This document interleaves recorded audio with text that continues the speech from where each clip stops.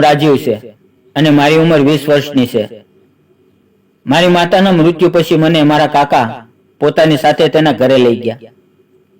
મારા કાકાની ઉંમર 40 વર્ષની હતી અને મારા કાકીની ઉંમર 35 વર્ષની હતી. તેને એક છોકરો હતો જે બહાર હોસ્ટેલમાં રહીને ભણતો હતો અને હું કોલેજ કરી રહ્યો હતો. મારી માતાના મૃત્યુ પછી મારા કાકી મને ખૂબ જ સાચવવાની કોશિશ કરી રહ્યા હતા, કારણ કે હું મારા દુઃખોને ભૂલી શકું. મારા કાકીનું જીવન પણ એકલતાથી ભરેલું હતું, કારણ કે કાકા પણ હંમેશા પોતાના કામમાં ઘરેથી દૂર વ્યસ્ત રહેતા હતા. મારા આવવાથી તેને પણ સારું લાગ્યું.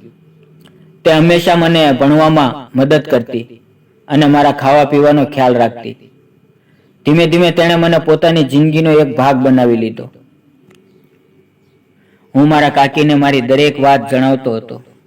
મારા કોલેજમાં આવતી મુશ્કેલીઓ અને દોસ્તો સાથે કરેલી મહેફિલો.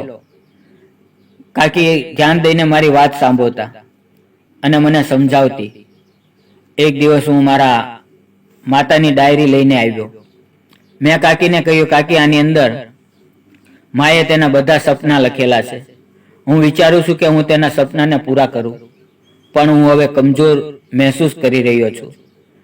કાકીએ મારા ખંભા ઉપર હાથ મૂક્યો અને મને કહેવા લાગી કે તું બિલકુલ ડરતો નહીં, હું તારી સાથે છું અને હંમેશા રહીશ. તારે જે મદદ જોઈએ તે મને કહેજે, હું તારી મદદ કરવાની પૂરી કોશિશ કરીશ. ધીમે ધીમે કાકી સાથે મારો એક અલગ જ લગાવ થઈ ગયો. મને કાકીની વાતો અને તેની હસી ખૂબ જ સારી લાગતી હતી.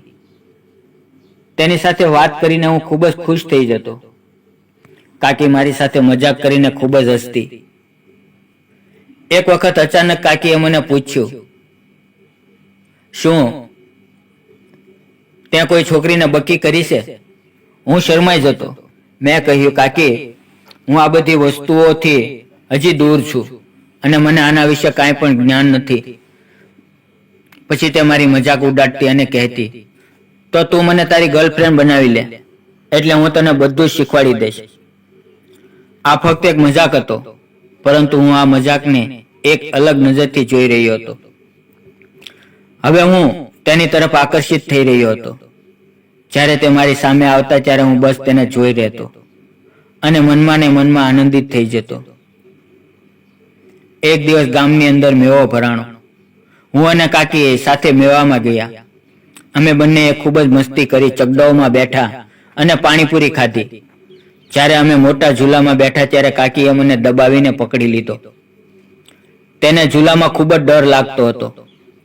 થોડી વાર પછી અચાનક મોસમ ખરાબ થઈ ગયો અને ખૂબ જ વરસાદ શરૂ થઈ ગયો. અમે બંને એક ઝાડ નીચે ઊભા રહી ગયા, પણ વરસાદ એટલો બધો હતો કે અમારા બંનેના કપડાં પલળી ગયા. વરસાદના લીધે કપડાં પોતાના શરીર સાથે ચોંટી ગયા. મારી નજર કાકીના પગ પાસે પડી. તેને મારી સામે જોયું અને પોતાના હાથથી તે છુપાવવા લાગ્યા, પરંતુ તે છુપાવી નહોતા શકતા. તેણે મને કહ્યું, મને આ રીતે ન જોવો, મને ખૂબ જ શરમ આવે છે. મેં તરત જ મારી નજરને બીજી તરફ ફેરવી લીધી, પરંતુ તેને કહેવાનો અંદાજ ખૂબ સારો હતો અને આ વાત ઉપર તે મને ખીજાઈ પણ શકતી હતી. મારી નજરમાં એક અલગ જ ચમક હતી. હું થોડી વાર પછી ત્યાં નજર ફેરવી લેતો હતો. કાકીએ મને રંગે હાથે પકડી લીધો અને હસતા હસતા કહ્યું, આ રીતે શું જોવા છો? મને થોડોક ડર લાગ્યો. મેં ધીમેથી કહ્યું, કાંઈ નહીં. અમે બંને થોડી વાર પછી ઘરે ગયા. મિત્રો, હું આખી રાત સૂઈ ન શક્યો. વારંવાર મને વરસાદનું દ્રશ્ય નજર સામે આવતું હતું. હું હવે તેનો દીવાનો થઈ ગયો હતો અને હું તેની સાથે આનંદ કરવાનો મોકો ગોતી રહ્યો હતો. બીજે દિવસે કાકા શહેર ગયા હતા. મેં કાકીને કહ્યું, કાકી, હું તમને એક વાત કરવા માંગુ છું. કાકીએ મારી તરફ ધ્યાનથી જોયું અને કહ્યું, શું કહેવા માંગા છો? મેં ધીમેથી કાકીને કહ્યું, કાકી, તમારા વગર મારી જિંદગી અધૂરી છે. હું તમને કાકીને પણ વધારે માનું છું. મારી વાત સાંભળી અને કાકી હેરાન થઈ ગઈ.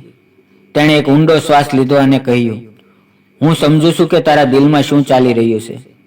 આ સંબંધ આપણી બંનેની ભાવનાઓથી મોટો છે અને સમાજમાં આનો ક્યારેય સ્વીકાર કરવામાં નહીં આવે, પરંતુ મને પણ તું ગમે છે. હવે કાકીએ અમારો સંબંધ સ્વીકાર કરી લીધો અને તેણે કહ્યું કે આ વાતની ખબર કોઈને પણ ક્યારે પણ પડવી ન જોઈએ.